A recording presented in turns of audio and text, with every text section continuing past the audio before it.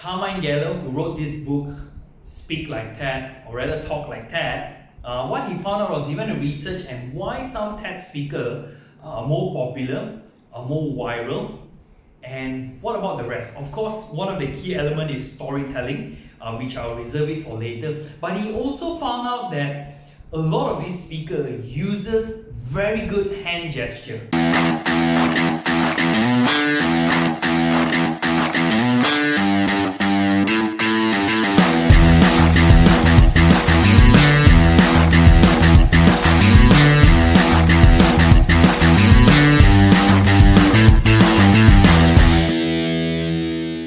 He went and studied specifically those hand gestures, and he found out that those speaker that goes viral, so those TED speaker that goes viral, right? Amy Cuddy and all of those speakers, they use on average 465 hand gestures.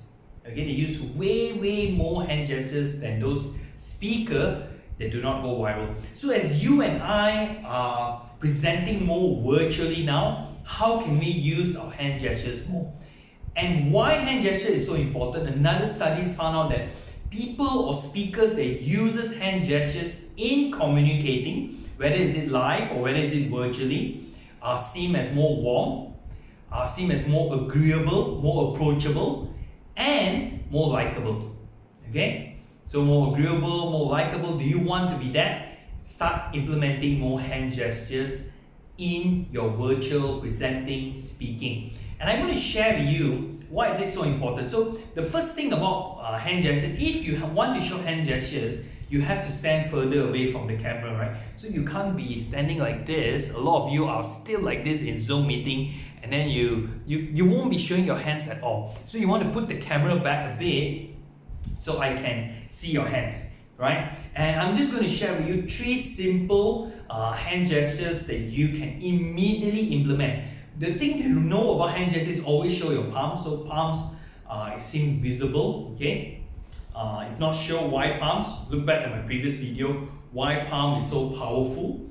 The power of the palm, I call it. The first one is called listing. So you want to list things by showing like 1, 2, 3, right? Or the side you can do 1, 2, 3. So we are going to talk about 3 things on our agenda today. The first agenda is this, second is this, the third is this. On the side, a bit more something different, or directly 1, 2, 3.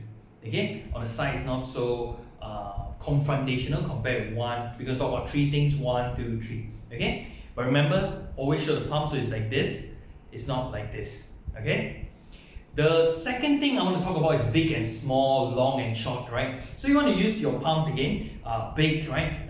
The strategy that we're going to implement, we're going to look at long-term plan here, right? We're going to look at 2020, the entire calendar year, all the way to Q4, or we're going to look at short-term, right? What we're going to do differently in the next few weeks, right? What are we going to implement? Or we're going to look at something that is very small, something that is so small that's going to bring the biggest difference, right? So that's the second thing, using the hands to explain big, small. And the third one is listen, right? So every time when you listen, it's a bit more confrontational, a bit, but not so aggressive as in the front. So if just say if you're presenting to a class, you're chairing a meeting and you want them to listen up. So a hand gestures could help in terms of, would you guys listen? Can I get everyone's attention? Can I get everyone attention? So simple hand gestures that you can immediately implement in your presentation, in your meetings and all. So use this virtual hand gestures as much as you can, and remember, the more hand gesture you have, the more you're able to influence, the more able to communicate. People see you as more warm, more energetic, more agreeable. The benefit is just amazing. So start implementing hand gestures.